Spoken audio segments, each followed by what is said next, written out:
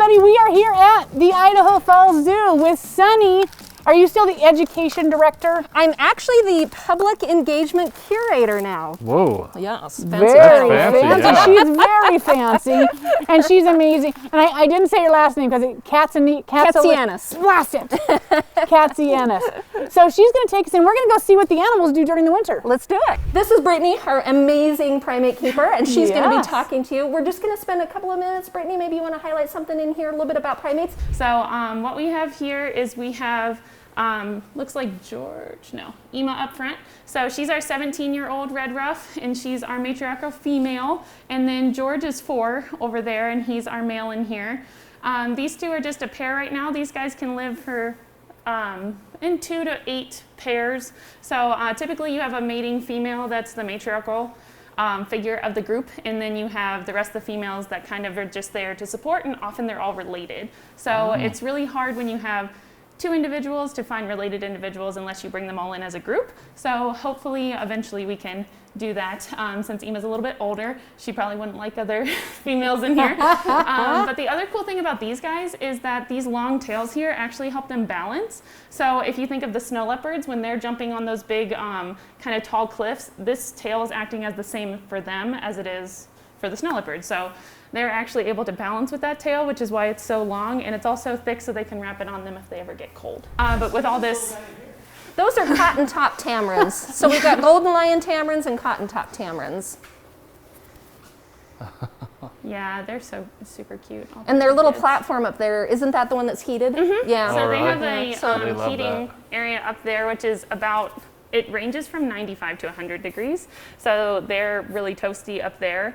The rest of the exhibit is relatively cooler just because of the type of heating that we have in there. But if they ever get cold, they can go up to that spot. Because they're so small, they don't regulate their body temperature as well. So we want to make sure that they have those nice heated spots to go if they do get cold. Luke, Leia! She said she was going to go call him. Yeah. Oh, there it is.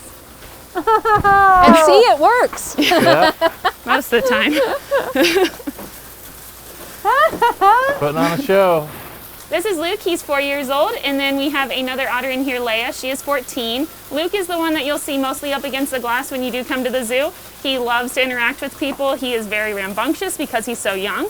Otters are actually completely built for this kind of weather, which makes them really special. Really? Their hair is actually very thick, and you can see all the bubbles coming out. Yeah. And that air actually allows the heat to keep into the coat, and then it releases and also makes them more buoyant. So they can actually float up after they dive down. Wow. That is a nice thick piece of ice on the outside. Yeah, look at that ice. Yeah, so these do guys you- are loving this kind of weather right now. You heat this water in the No. winter? Really? Since these guys are native, they would be in these kind of temperatures So this is anyway, some so this is cold pretty water. natural for Okay. them.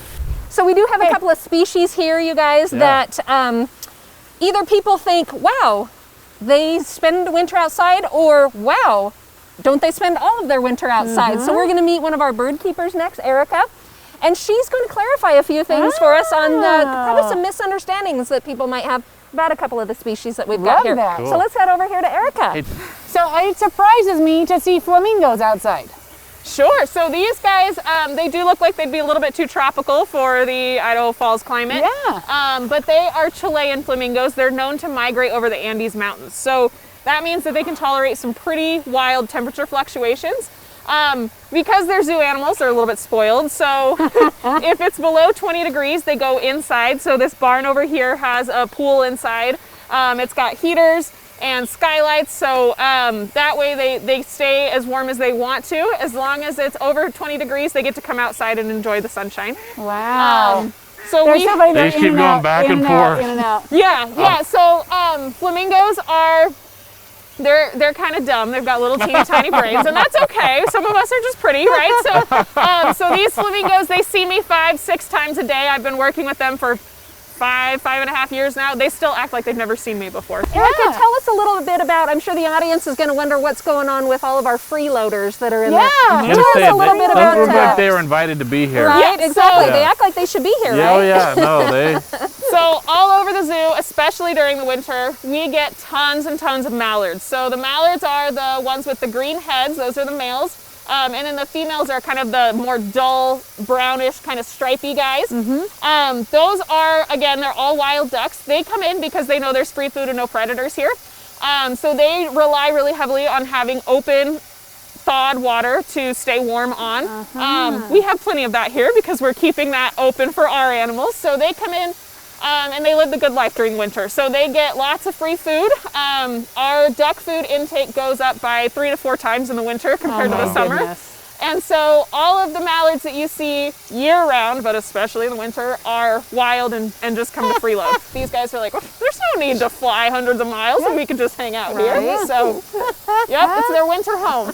One of the things that we end up seeing a lot usually in the fall and spring, is influx of some of the animals that are moving to and from the different zoos. And so Garrick is here. He's going to talk a little bit about that with us. And the reason for that is basically good shipping temperatures. So why don't you tell us about a new fella that we've got that's joined the zoo there, Garrick? All right, so if you can see behind me here, this is Diego. He is our newest guanaco. Guanaco. Guanacos are very closely related to llamas and alpaca. So they live in that alpine environment, the high mountains of South America. You can see he's very excited to be meeting new people. Very excited, very engaging. Look at those pretty eyes. And teeth. He's showing off his teeth. He's smiling Look at at what us. I got. So winter's a great time for us in order to introduce our animals to one another, especially when we have a new animal like this. So you can see all the way in the back there, that's our old male guanaco, Chico. So these guys are just kind of getting very cursory glances at each other and getting to know each other through the protective barrier of that fence around there. So we're able to do a lot more of these stuff through winter, through getting the animals in and out a bit easier, and also because without the public, it's a little bit less stress for these guys to become comfortable with one another. Cool. Oh, hey guys. Alrighty, so these guys are our 3 girl zebras, our little zebra herd. As you can see, these guys always have indoor and outdoor access, especially in the winter. People who come to the zoo very often might notice that these guys look a lot shaggier than they do in the summer. That's because they grow a really thick winter coat. These guys are also ruminant animals, so they have 4-chambered stomachs, kind of like cows and horses. Whenever they have, that stomach design, that can generate a lot of heat for them. So we make sure to keep them pretty well fed on grasses and grains in order to keep those stomachs moving so that they never feel like they're too cold. Wow. Interesting. Beautiful. Now these guys, are these African? Where's their origin? So these guys are African originally, of course. Typically savanna type animals, so they do like those big grassy plains. But they're able to get along fine in the cold with those thick winter coats, and because we make sure that their diets are taking care of their metabolistic needs. Yeah.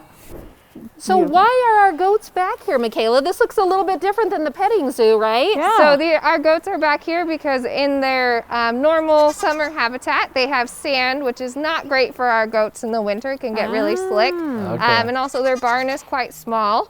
So back here they have a nice big barn that we can heat for them, and they have this big, huge yard for them to run around in. Which they really enjoy. You can see that they have enrichment around. So we got Christmas trees donated. These guys absolutely love Christmas trees. Isn't that funny? They strip hi. off all the bark, all the pine needles, absolutely everything. Should I That's talk about the funny. new goats now? Yeah. Okay, and then we do have some new additions to our herd this winter. So right there is Mr. Waffles. He's one of our new kids. Hi, we call them our Waffles. breakfast This one club. likes me. So they all have breakfast names, and our 3 girls are over there. So Waffles is the only boy, and then over there we have Pancake, Muffin, and Miss Maple, who's checking out the hay right now. So we decided to go with a fun breakfast theme for them so that kids can remember their names easily, and also they kind of fit their personalities pretty well. That's fun. So these are the same goats I'll be petting in the summer. Yep, In so, the- so okay. you guys will get the first pets on these next summer. Yeah, and we hope we'll be able to turn back, go back into having the contact yard open, Yeah. the petting area open. We weren't able to do that this year with Hopefully. Get with that COVID. vaccine so out, yeah. get that vaccine out, and right. let's get things going, right? Let's get That's things back to awesome. normal. All right, so we are here with Katie. We're going to turn the time over to her now. And we're going to talk about a couple of animals that we have at the zoo here that love the winter. So let's do it. All right. Wow. So these are 2 Bactrian camels, and this is Gobi, our male, and Zazu, our female. And these guys are natural, wow. They are native to temperatures like this. So they're from the Gobi Desert, which is in the northeastern area of China and the southern part of Mongolia. And when you think of desert, of course you think more of the Sahara Desert or down in the US, you know, around Nevada area. You don't think of cold in desert. No, you don't. But the Gobi Desert does get cold. Well, and it's an important thing to remember too. That's a great point. We live in the middle of a high plains desert. That's why Idaho Falls looks the way that it does. So these guys, the Gobi Desert is very similar to the climate that we're experiencing right now. As you can see, they have all this nice fur here. I mean, you can see just how long and thick it is. I mean, it's real thick. You're being so good. I'm so proud of you. You can do it, Jessica. And so it's just like wearing a nice big winter coat with like a turtleneck and gloves. Wow. So they are well insulated. And as you can see, those humps, so that's actually where they store all their fat. Hi, mister. So in times that they can't find food, they actually can take those reserves. And our female, whenever she gives birth, she actually takes from those reserves to make milk. Wow. So her humps, when she has a baby, will actually get smaller because of that fact. And when he goes into rut, which will be coming on soon, he'll actually go off food. So his humps will get a little leaner during that time as well. Wow. So rut is when an animal starts going into mating season. So for these guys, just like a lot of hoof stock, they'll start spreading their scent around everywhere, rubbing on things. Again, if you can see the top of his head right there. Looks like he's got oily hair. Yeah. That's his scent glands. Camel cologne. Yep, Camel cologne. Eau de camel. So is that all hair or is that some skin underneath on his neck? That's all hair. That's all hair. Yeah, that's all hair. So the easiest place to see more skin is underneath here. I mean, there's still fur, but it's only about this long. And that's because when they lay down, they tuck underneath. Yeah. So all of this here will come up and cover Interesting. that. And then on his knees, and you can see here on his leg, this bald spot, that's kind of like having a knee pad. So it's nice and thick there, so when they lay on it, they don't get sores. Yeah. And so again, that's another way to kind of cushion. It's like wearing a shoe, cushioning against the cold when they lay down. Yeah. Oh, look at him. Wow. Hey, mister.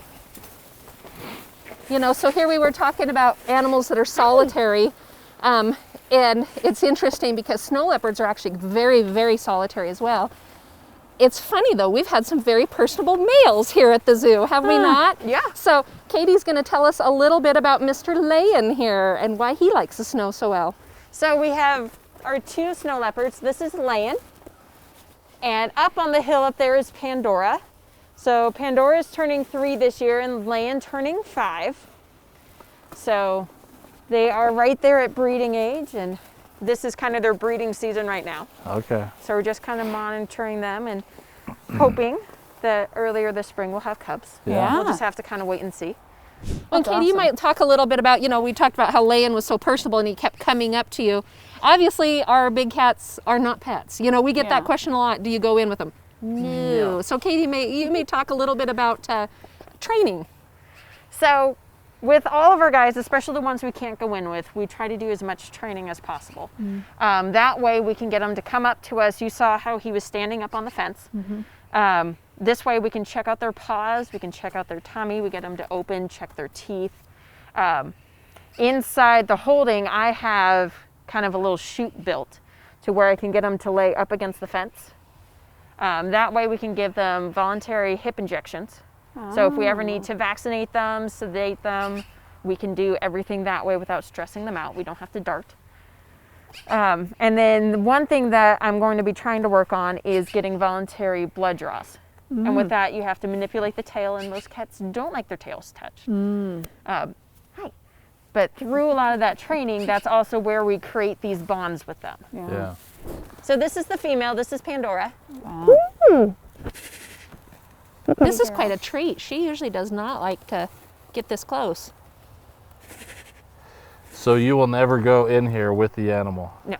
Okay. All right, Sunny, thank you. Thank you This was for so coming. fun So fun. to see behind the scenes at the zoo, Isn't this winter at the great? zoo. Yeah, winter at the zoo. And we are tentatively going to open around April 10th-ish. 10th-ish? And so, yep, that's what we're hoping. So, Wow, a Perfect. few months away. yeah, come and see us. Can't believe That's it. cool. Awesome. Well, thank you. It was awesome. Oh, thank And you're you. open what days again? Once we open, we're open 7 days a week. 7 days a week, 7 okay. days a week. Yeah. Perfect. Yep, exactly. So, Awesome. thanks for coming, you guys. Thank It was you. great to have you. Okay, you guys, make sure you're hitting the zoo in the summer because it's amazing and these animals are amazing. And come find out if there's going to be snow leopard cubs. That's right. Yeah, Right? hopefully. Fingers crossed. Pretty That'd be cool. cool. All right. Okay, you guys, let's see what's next. The Nosy Neighbors, keeping you in the know. Nosy Neighbors, keeping you in the know. The Nosy Neighbors, keeping you in the know. The Nosy Neighbors, keeping you in the know. Nosy Neighbors, keeping you in the know. So the Nosy Neighbors keeping you in the know. The Nosy Neighbors are going to keep you in the know.